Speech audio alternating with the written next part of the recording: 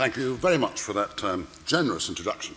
And can I say that before I begin, I'm kicking myself that I didn't adjust my diary to attend the full two-day conference, because if the presentations throughout these 2 days were of the calibre that I've just heard from Charlotte, Amy and Val Trout, I am absolutely convinced you've had a very successful conference, and I cannot wait to get the PDF files of these graphs that went up about half an hour or so ago. Absolutely first class to listen to the quality of analysis that we've just heard. So I can't wait for the film. I gather you're making a film. I'd rather like the book dropping into my email tray pretty soon. So how's that from a Eurosceptic?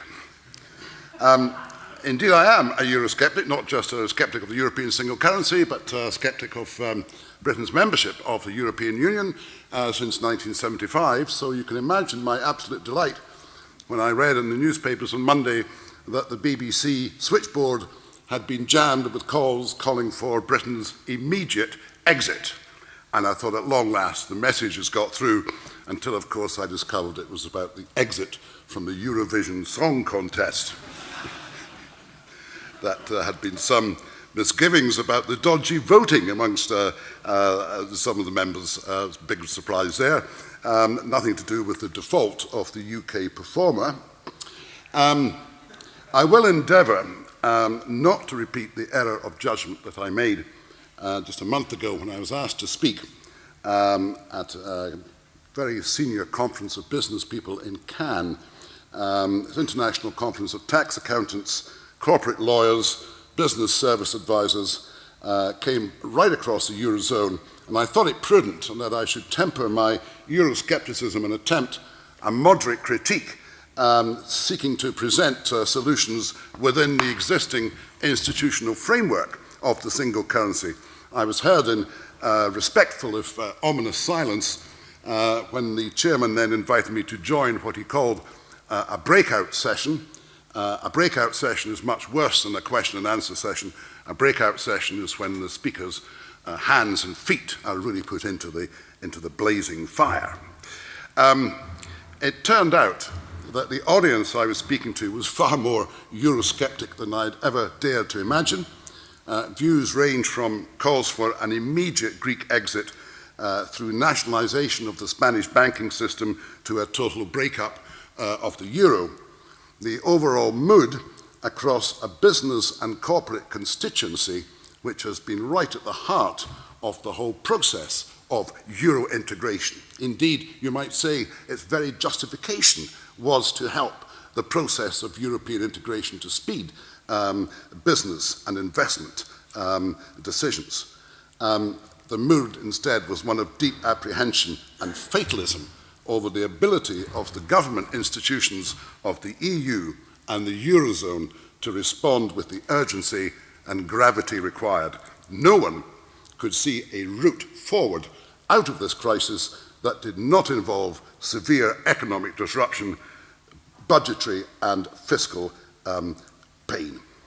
So, when you start to lose a central constituency like that at the heart of Europe, then I think the institutions of the Eurozone and the institutional mechanisms that we have are in very severe trouble indeed. The only consolation I could offer this audience is that the problems of excessive debt and the problems of debt deleveraging should not be seen as totally confined to the Eurozone. They are absolutely endemic across Western developed economies, and as we will find out after the US presidential elections in November, they will become a major issue in the United States, the world's largest economy, and of course, the world's largest budget debt. So the specific focus of my presentation is on the question, can a central bank of one country function as lender of last resort to another? The question, backlit by the crisis in the Eurozone, has, of course, a direct and immediate bearing on the pending referendum on Scottish independence and the proposal by Alex Salmond, leader of the Scottish National Party that an independent Scotland would not, as proposed until recently, adopt the euro as its currency, but would retain the pound sterling as its currency, and that the Bank of England should act as lender of last resort to an independent Scotland. I will assess the credibility of this proposal and its implications for Scotland and the UK, and I would like to finish finally by taking a slightly longer look at the perspective on the Eurozone dilemma as we try and look through and beyond this current crisis. Now, the proposal of the SNP leader to retain the pound and the Bank of England as lender of last resort was intended to fill an obvious policy vacuum and to reassure and provide business with some assurance of stability and continuity. It is, however, sweeping in its implication and ambitious in its assumption that an independent Scotland proceeding on this basis would enjoy any significantly greater measure of fiscal and budgetary sovereignty than it currently does. Two immediate features, or rather missing features, characterise this proposal. The first was an evident absence of any policy discussion within the SNP and its membership as to whether this was the agreed way forward. The second is the evident absence so far of any response by the other parties to this proposal, the rest of the UK. Indeed, it is questionable whether any substantive discussions have been held on a proposal that, at the very least, would require a change to the Bank of England Act. In the light of the catastrophe that has befallen the Eurozone and the warning this week, not from some Eurosceptic, but from Olli Rehn, the EU Commissioner, that the euro may be facing, quote, disintegration, unquote, it is inconceivable that the rest of the UK would be prepared to enter into such an arrangement without some means of monitoring and control of an independent Scotland's spending and borrowing plans. This is a salient point for an SNP administration which in recent years has lost no opportunity to call for more borrowing powers. Here, the example of Spain is likely to weigh heavily on those in the rest of the UK asked to share monetary policy with an independent Scotland. In Spain, regional debt and borrowing levels have added greatly to the country's financial crisis. The regions have flattered their accounts by failing to pay their suppliers. I think the total now of outstanding money is 17 billion euros, 13.6 billion sterling. Valencia is 765 days late in paying its bills. The debts of the Spanish regions has reached 135 billion euros, or 12.6% of its GDP.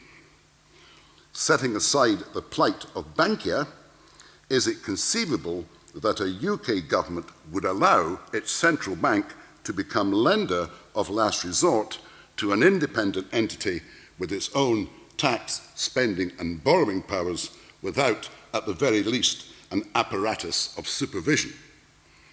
Such an arrangement would be unthinkable for a Westminster administration that has set such store by its credit rating and which would recoil at the prospect of bond yields more than treble those in the UK currently and dangerously close to the point of unsustainability. So in the light of the Eurozone experience, the proposal of the SNP that an independent Scotland would be able to pursue a separate fiscal policy while retaining sterling as its currency and the Bank of England as lender of last resort raises searching questions, not least on our understanding of the word independence. That its advocates are broadly the same as those who a few years ago were eager advocates of membership of the euro cannot but raise questions as to how much thought and preparation has gone into this proposal. It is, in my view, the Achilles heel of the proposition that the SNP is putting forward to the people of Scotland in its referendum. At the very least, the rest of the UK would insist on a fiscal discipline pact with a thoroughness that might make Germany's Angela Merkel seem like Lady Bountiful. Now, of course, we should by no means assume that an independent Scotland would conduct fiscal policy in a reckless or irresponsible manner. In fact, within the Eurozone, several countries have behaved responsibly and with restraint. Set against Greece, Ireland and Spain is the example of Finland, an economy with a notable commitment to high welfare spending. It has a debt to GDP ratio of just 48%. It's lower even than prudent Germany. Its budget deficit, I think, has fallen to 0.5% of GDP. The country retains a AAA rating. Recent policies, enacted by a coalition comprising no less than 6 political parties, we think we've got problems, include help for small and medium-sized business enterprises, reduction of unemployment benefit for the young, and a raising of the retirement age. Its militant opposition to bailouts, stronger even than Germany, so it would be wrong to simply castigate this as simply a problem of German intransigence. Germany is not alone in the Eurozone in the position it is taking, is bolstered by the rise of the Eurosceptic True Finns party. And it is also deeply informed by the painful memories of the financial crisis of the early 1990s, which had a very salutary effect across Scandinavia. Finland's general approach was crisply summed up by its EU minister, Alexander Stubb, who declared, "I love both austerity and growth, but I can't stand deficit-driven growth." All the country seems to lack to propel it to cult media attention here is a crime drama series dripping with Scandinavian noir on a par with Wallander and The Bridge, but 2 hours of Finnish austerity with subtitles after 9 p.m. on a Saturday evening. Could we possibly bear it? So the cardinal lesson from the Eurozone crisis for us is that a single currency cannot operate while individual governments retain autonomy over national spending and borrowing policies. Indeed, the compelling solution, if a chaotic breakup of the euro is to be avoided, is a rapid and immediate move towards full fiscal union. This is now being advocated very strongly by the former arch-Eurosceptic Niall Ferguson. Niall Ferguson has looked over the precipice and has said that the dangers of not proceeding in this direction are now far, far greater, and such as to overcome his previous reservations about monetary union. He feels that we are now engaged in a colossal game of chicken, and that the least disruptive outcome is to pursue and to go full tilt for full fiscal union. The problem, of course, is who in the electorates of Europe would support it. There is little public support for this, just as there actually has never been strong public support for this, because there has never been a European demos. And that is the huge black hole that monetary union was designed to circumscribe. Greece deeply resents the fiscal austerity which they perceive as being forced on them by Germany. Germans and the Finns resent having to be the paymaster for what they see is an undisciplined and unreformed Greek economy and tax and spending system. But you need only look at the sharp differences of opinion now between Germany and France to question whether such a move towards full fiscal union is politically achievable, and indeed whether fiscal restraint agreements can be relied upon. François Hollande, the new French president, appears to be challenging the whole fiscal rectitude edifice comprising last December's Fiscal Compact Treaty, the new governance rules agreed last year, and the austerity programmes agreed for Greece, Portugal and Ireland at the time of their bailout packages. It is worth pointing out that all these aspects of fiscal rectitude were agreed to by all of the EU 17 governments. So another question put on the line here is how watertight, how credible are the fiscal stability pacts that the Eurozone is coming up with. The call by Hollande for a pooling of new public debt, Eurobonds, is a direct challenge to Angela Merkel.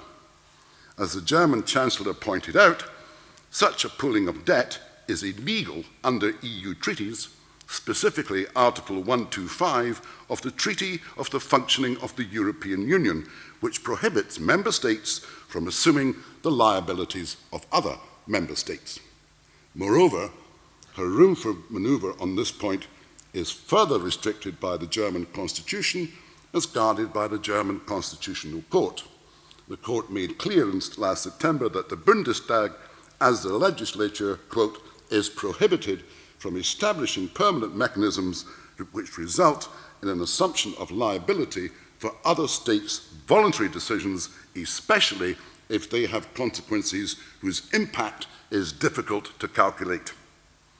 So, these are the hazards of currency union here, which we here in the UK would be anxious to avoid. In addition to the central bank sharing proposal, the SNP's deputy leader, Nicola Sturgeon, has suggested that Scottish representatives be appointed to the Bank of England's Monetary Policy Committee. This to ensure that interest rates were appropriate to Scottish conditions. Such a proposal would immediately invite demands from Wales for similar representation, requests for delegates from the West Midlands, and doubtless a representative or two from the Devon and Cornwall Chamber of Commerce. It would turn rate setting into a balkanised cacophony, the bank's credibility already fragile, and with it, the credibility of both governments would be shot to bits. You cannot control inflation on the basis of a factious and feuding geographies. Little wonder it has been quickly shot down by the UK Treasury. What then might be the likely outcome were Scotland to vote for independence on the prospectus being offered? There are two broad possibilities. One is that Scotland and the rest of the UK would agree to proceed on the basis of strict monitoring and controls of fiscal policy for both nations. In that event, many Scots might wonder why it was worthwhile voting for independence, since macroeconomic policy would certainly not be for Scotland alone to determine. A second option would be for an independent Scotland to adopt its own currency and central bank, with the attendant problems of establishing a credit rating in international markets and sovereign bond yields on a par with the 1.7% currently prevailing on UK bonds. The business community might well ask, and indeed people taking out a mortgage might well ask, what is the advantage to be gained in opting for a course that would be likely to result in significantly higher borrowing costs for an independent Scotland? As for the Eurozone, it has now arrived at a Rubicon. Whether events propel it to a rapid fiscal integration or to break up, the weakening of the European Commission's power to influence events is one of the many signs of ongoing disintegration in the EU and its institutions. I would go as far as to say that the real game-changing consequence of a breakup, however, would be as much political as economic. The dream of Europe's political elites of the ever closer union of the peoples of Europe would lie in tatters. And that has brought us to our current impasse, this Rubicon that we face, this fork in the road. On the one side, Niall Ferguson urging us to go full tilt for fiscal union, and on the other, Professor Paul Krugman, who says actually Greece would be better off out. At least if it comes out, it would have some hope of recovery. In the broad sweep of global economic history, one of the most outstanding features is the frequency of sovereign default. And country defaults in Europe are rather more common than airbrushed histories have admitted. Spain has experienced 15 such defaults or reschedulings in its history. Portugal, 7. Greece, 5. The most recent were Greece in 1932 and Spain in 1939. All told, Since their coming into existence, Spain, Portugal and Greece have been locked out of capital markets for between 43% and 59% of the period of their existence. Let us also remember that July the 2nd this year marks the 15th anniversary of Asia's bone-jarring economic collapse. Thailand's banking system was decimated. Singapore and Hong Kong had to resort to massive economic and stock market intervention. South Korea endured a virtual shutdown of international banking, while Indonesia and the Philippines suffered currency collapse. Anyone who predicted an Asian renaissance on an unprecedented scale within a few years would have been dismissed as hopelessly deranged. Yet, not for the first time and not for the last, economic events turn out to be quite the opposite of the received wisdom. So there is no doubt that the process of default and breakup will be economically and socially disruptive and painful. But I come to a similar conclusion as that of Paul Krugman, but by a different route. It is only through default and departure that the necessary restructuring and recovery can take place. Recovery post-default would be driven by a reversal of the capital outflows we are now seeing. Foreign businesses would see the opportunity of competitive wages and a weak currency. Governments, anxious to secure recovery, would modify or scrap labour market controls and regulation for the SME sector. Who knows, even Italian car maker Fiat could see its cost base sharply reduced. Breakup would be a shattering, energy-releasing, liberating, Schumpeterian moment of creative destruction, the beginning of a powerful recovery and renaissance for the peoples of Europe, like our own White Wednesday in September of 1992, which we now marked in subsequent years by a sense of regret, certainly, but a more powerful emotion, a surge of deliverance. All those Euro crisis summits and their dreary caravan of attendants would be consigned to the dustbin of history. It would be seen as a merciful release and as the date when Europe's recovery from recession began. Defaults are destructive, but they are also the enablers of a new economic order. The immediate message for Scotland and for Europe is there cannot be monetary union without fiscal and economic union with a high degree of political convergence. The alternative, as we are now finding, is a veil of tears. Thank you very much indeed for listening.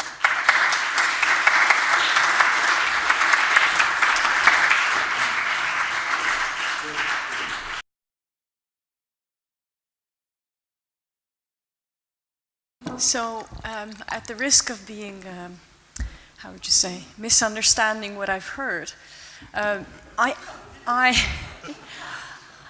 think I've heard you say the prospect for an independent Scotland is in the hands of those who have to sort out what we make of the Euro crisis. And you've shared with us some of the issues of keeping the pound sterling, because in a sense it undermines your ultimate goal of independence, and you've very clearly indicated what those concerns are. You've indicated what the problems are with the euro area and what you would recommend Greek leaders and Greek citizens to do. And you've indicated for us some of the risks if Scotland were to go it alone. So maybe I could ask you to provide us with your vision of probably a fourth way of how to get from A to B. Thank you. Thank you very much indeed. Killer question. There is, in fact, another way. I don't know if it's the fourth way. We're going to run out of fingers and toes to count up the options that are available. But there is one available here in Scotland, and that is the option of what is called here maximum devolution. In other words, a solution whereby a far greater amount of taxation powers are devolved to the Scottish Parliament, and other powers are devolved to the Scottish Parliament. But Scotland remains within the United Kingdom. And there's been a great debate in Scotland as to whether, when the referendum is held, whether the ballot paper should contain one question, should Scotland go for independence or stay as we are, or should it contain two questions? Do you favour maximum devolution within the UK constitution as the way forward for Scotland? My sense is, it's purely a subjective feeling, but my sense is if you dropped a plumb line through where Scottish opinion, the body of Scottish opinion lies, I suspect it probably lies with that second option. More powers for the Scottish Parliament, more discretion in raising taxes here and how money is spent, but not a full break away from the United Kingdom.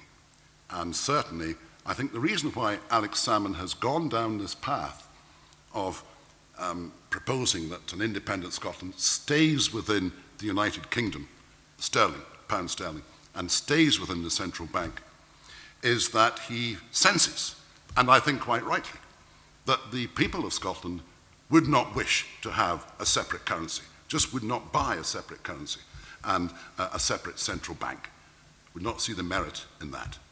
But now he's stuck with a proposal which, as I've tried to explain, is quite unworkable and may be very, very difficult to take forward. And that, as I say, is his Achilles heel. But there is this other way for us.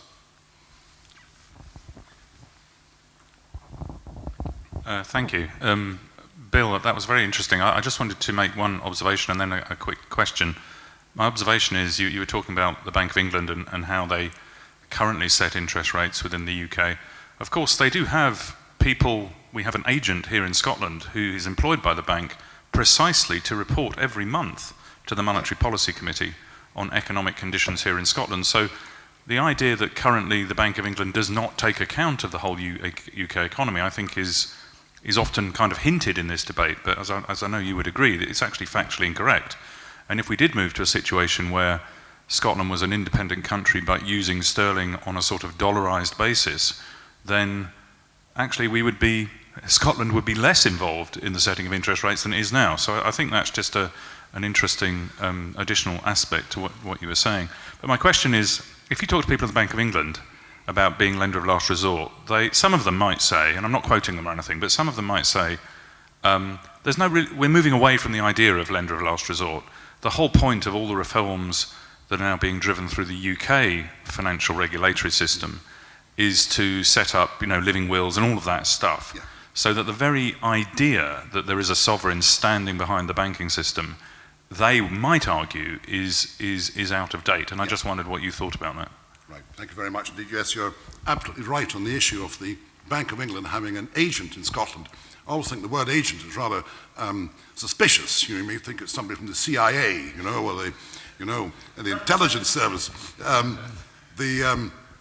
But it does have an agent, and he does work very assiduously. He goes around companies to assess the mood of companies, so that the MPC, if you like, has, first-hand intelligence about the mood within companies and within the business sector. I don't know whether the European Central Bank has a similar apparatus of agents who report back to it directly to give its officers some sense of first-hand information rather than just relying on reports from chambers of commerce and business organizations. So yes, Bank of England agent is an important part of the decision-making process. With regard to your second question on the thrust of regulation to make the idea of a lender of last resort obsolescent, yes, I think that's where legislation is attempting to go. But anyone who is a student of financial history would just draw back slightly from the idea that we could never have a lender of last resort. At some point, the buck has to stop somewhere, but that's more a philosophical point than a... Okay, Patrick Leblanc, University of Ottawa. A few comments and a question, actually two questions, but talking about your fourth way or ultimate devolution, it might not be actually unrelated to the referendum. Speaking about the Quebec experience, in fact, the threat of separation in Quebec has actually helped very much Quebec get a lot of taxation powers, immigration, etc., to the point where, in a way, the Canadian Federation is highly decentralized. As I said earlier, some say that Quebec has more powers than the UK and the European Union. So that might be, yes. you keep the threat there, yes. But then you might actually be able to move forward. Another interesting point when talking about keeping the pound sterling in Scotland as a way to kind of reassure voters in the referendum. Interestingly enough, in the 1995 referendum in Quebec, it was exactly the same thing, that once they said, the Parti Québécois that was in favor of separation said that we will not only keep the Canadian dollar, but we will also keep the Canadian passport. And you can imagine, kind of the Canadian government going, excuse us? We have no control whether you want to keep our dollar, but you're not going to get the passport.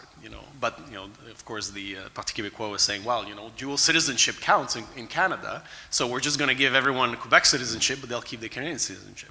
Anyways, but as you can see, recriminations are a problem. But this leads me to the question with regards to lender of last resort. Why would the UK British government accept that the Bank of England would act as a lender of last resort to Scotland? That is unclear, and I'd like you to maybe expand on that. Why would they do it?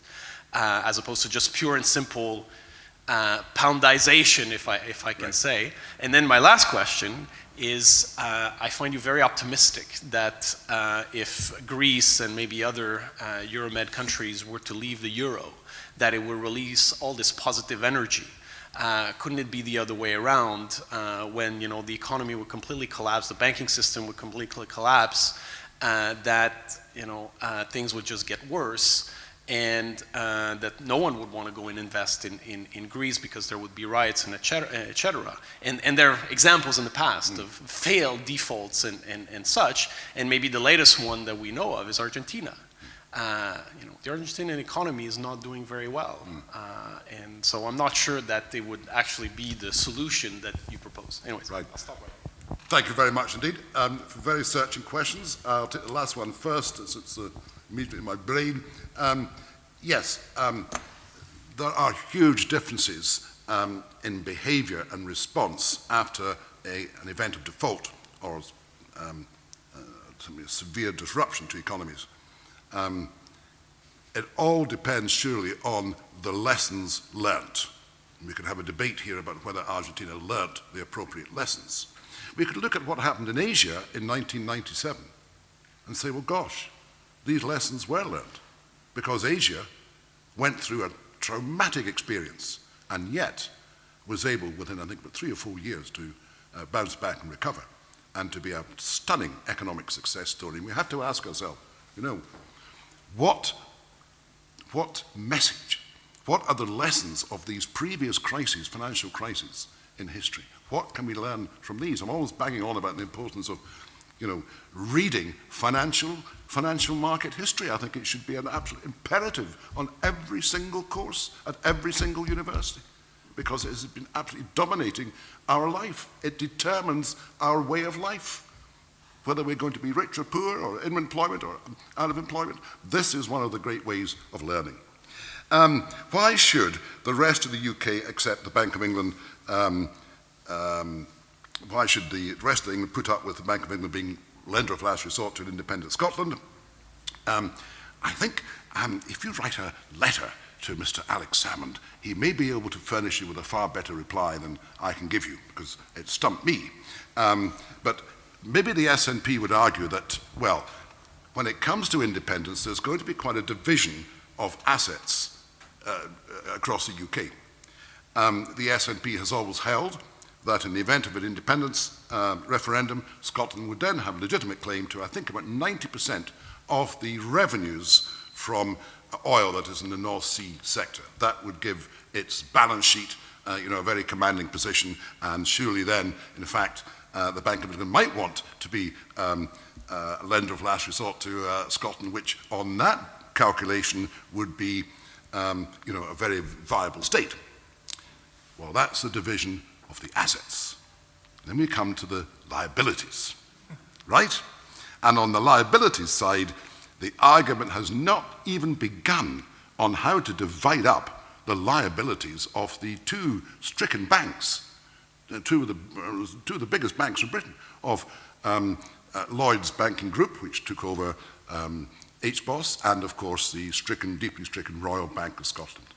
In the event of independence, some of those liabilities will have to come to fall on a Scottish state, just as the overall debt of the UK would have to be apportioned to Scotland on a, whatever it is, a per capita basis. You look at the numbers and they are quite frightening. I've forgotten what your third question is, so you may have to. More of a comment about the link between devolution and separation as right. the threat to get more powers. Right. Yes. Again, one of the words I kind of balk at as an economics writer, I'm not really an economist, but an economics writer, the words I always kind of, stick in my mind and cause me to pause before I write them down is words like irreversible and irrevocable. Anything in economics that is irreversible or irrevocable? Maybe we could discuss that. I don't buy anything that says it's irrevocable. And I would say that too of devolution. People assume that once we get a devolved settlement, that's it. It's irrevocable. I'm not quite sure. I think one of the consequences of Spain, looking at what's happened in Spain, is that irrespective of what happens to the rest of European Monetary Union, I think there's going to be a very, very big debate in Spain as to how it can avoid getting into the mess it's got with its regional governments, which have truly exacerbated the state that it's in. Oh, yes. Yeah, I mean, I was going to follow up on that last comment because in some ways you've presented very eloquently why the European Union is having the problem that it's having because of the lack of a fiscal union. But at the same time, being part of a fiscal union and being part of a decentralized fiscal union doesn't guarantee that you are not going to have those problems. And I think you just mentioned Spain is a perfect example of that, in which you have a lot of devolution, particularly in the Basque Country in Catalonia, yet those regional governments have almost gone belly up, and the regional banks too have had enormous problems, and in some cases they have had to be rescued. So devolution on its own is not a solution either, and it doesn't guarantee that all the problems that you've described are not going to happen at the regional level. Yeah.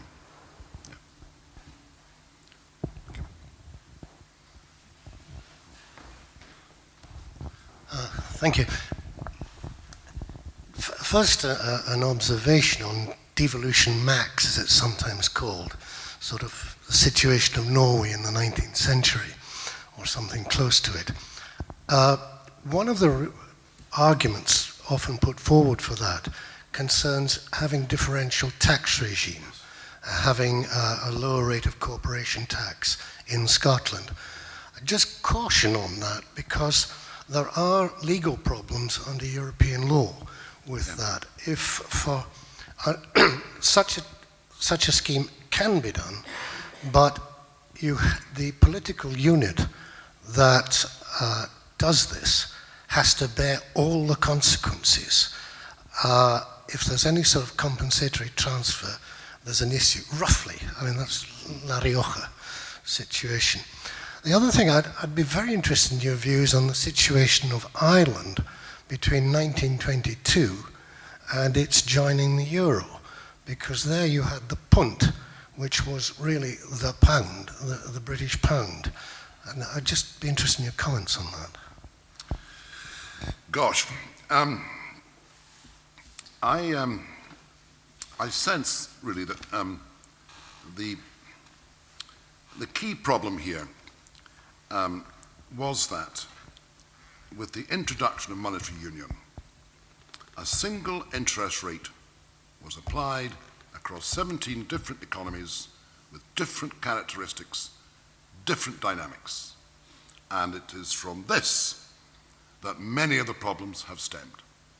Superimposed on that was, there was no doubt in all of our minds, right across Western advanced economies, over the 10 years leading up to 2008 that there was a historic borrowing binge, both by the business sector and also the private sector, the consumer sector. These two things have come together to create a monumental crisis for the Eurozone, absolutely monumental. That, to my mind, kind of pales. It makes the experience of Ireland between 1916 and 1970 odds that it decided to go into the euro.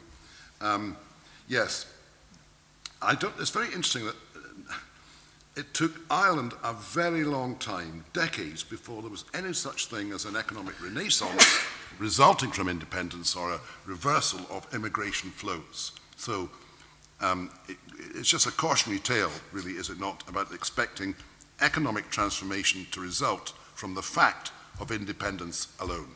Independence may be a necessary but not sufficient catalyst for the economic dynamism that Ireland wanted to see. As for this whole issue of devolution, it is going to be very difficult for a Scottish government to lower corporation tax to the Irish level, for two reasons.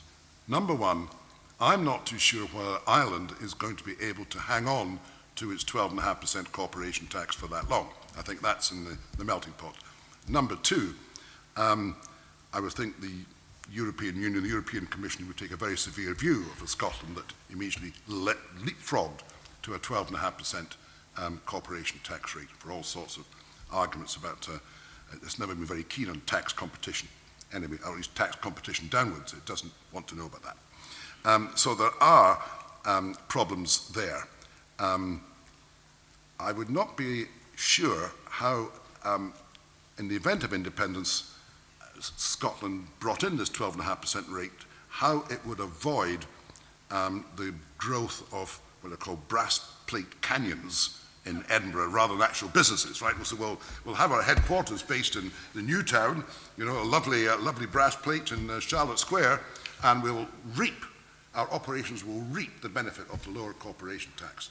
I would reckon that there would be some very heavy sanctions against that happening, which means actually that you could be talking about a lower corporation tax rate only on those profits or activities which are derived from within Scotland.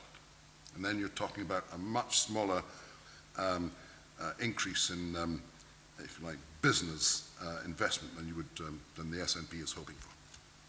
Okay, John Brand had a question. Thank you. Thank you very much, Bill, for a tour de force, as you might have expected. I wonder if, I appreciate that I'm talking to a very senior journalist here, but I wonder if perhaps part of our problem is that we tend inevitably to look at the situation in the euro from the point of view of journalists rather than historians. We're looking at a currency which has been in existence for, 12, 13 years now, which is going through a severe crisis. But you might argue that it may have some way to go. And I think that one of the things that's come out of this conference over the last 2 days is that, in fact, much of what's being thought about and done within the ECB, for example, and in other European institutions, is actually going at a much deeper level than is often reported in even the very responsible press.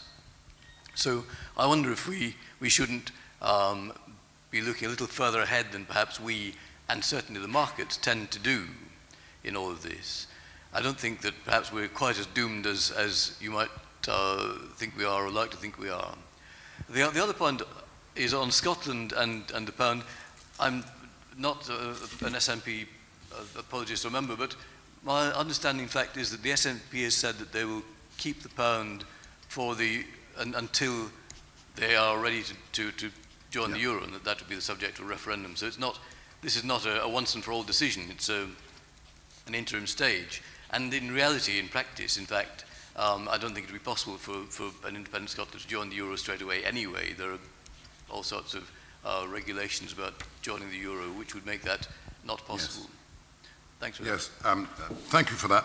That is a very fair point to make, that the position of the SNP in regard to retaining sterling as its currency is very much pro tem, and it may take a view later on that it will decide to revisit its desire to join the euro. Absolutely fair point. And I also think it's very fair to point out that I'm sure that the work of the ECB and Eurozone institutions has been far more detailed and complex than the press has reported. But I suspect a lot of these discussions and proposals may not be those that would be conducive to be put into the public realm. There may be certain benefits in not putting things into the public realm. Who knows about the arrangements for trying to cauterize the effects of a Greek exit from the Eurozone? Would you really want to publicize all the details that are being made to, print the introduction of the drachma? No. I think that would be an issue of national security. You just don't report it. My main answer to your question would be this.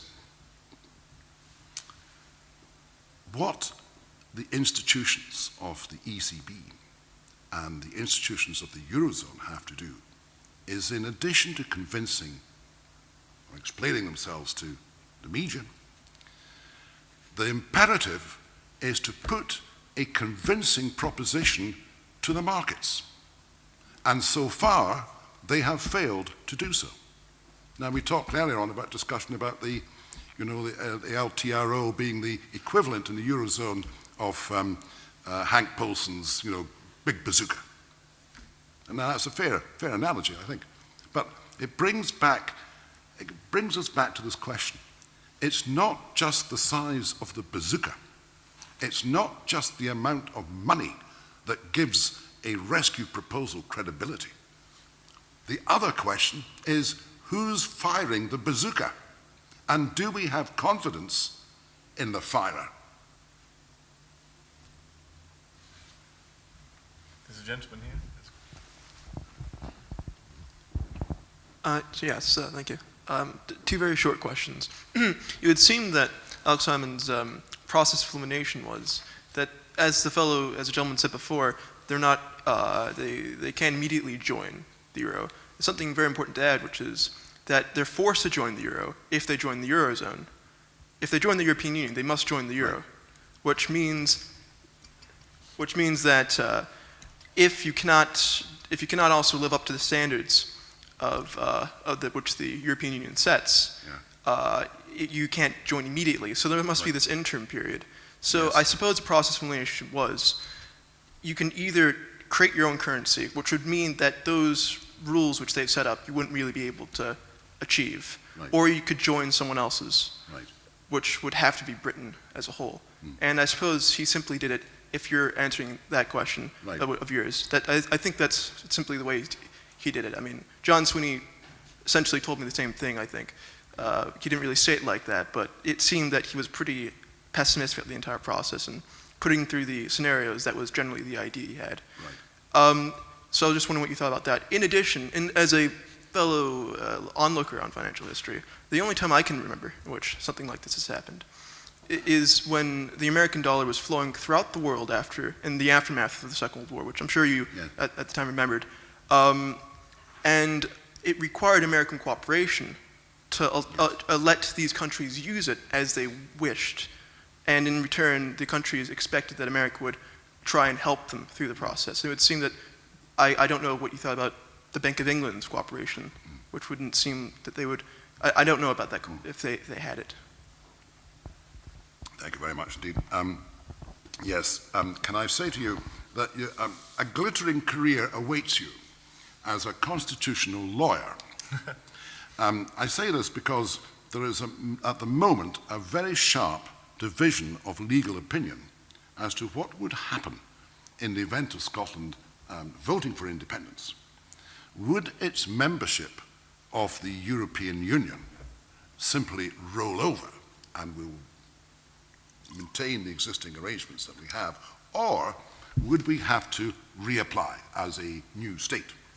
And you're absolutely right on this point that if you sign up to join the European Union, you accept an obligation. I think at some point you will also join the euro. However, there are sort of breakpoints in that, as you say, a period, transition period, and of course there's the whole question of, public legitimacy. It has to be, I think maybe a Scottish government could argue that yes, okay, we'll agree to that subject to there being a referendum, and that being agreed by the voters. So there are some breakpoints in that process, but at the moment, there is in Scotland a first-rate legal rally about what would happen on our membership of the EU. And of course, the same also applies for the legal position of the rest of the UK, because that, by default, becomes a different entity. So would rest of UK have to reapply as a member? So I don't know what your chosen occupation is, but I tell you, constitutional law is going to be a booming business over the next 3 or 4 years. As for the dollar, I think there's some very salient lessons to be learned from that period. My own hunch about all of this is how all this will come to a head and be resolved is that I would not rule out the intervention of institutions, global institutions, such as the IMF, backed by the United States, as the end game to solving what is looking like being a very dangerous situation that we're in with Spain currently. So maybe it's part of the answer to the question I posed earlier. It's not just the amount of the bazooka, it's who's firing the bazooka. And if you have some sort of global entity, an IMF, American-backed IMF, firing the bazooka with lots of money from around the world, that I think would have amazing credibility. We have time for maybe one question. If not, we shall finish. It's 6:30. Thank you very much for staying to the end. I think please join me in thanking Bill Jamieson for a very interesting perspective on the euro crisis and Scotland's role or position in relation to it. Thanks very much. Thank you.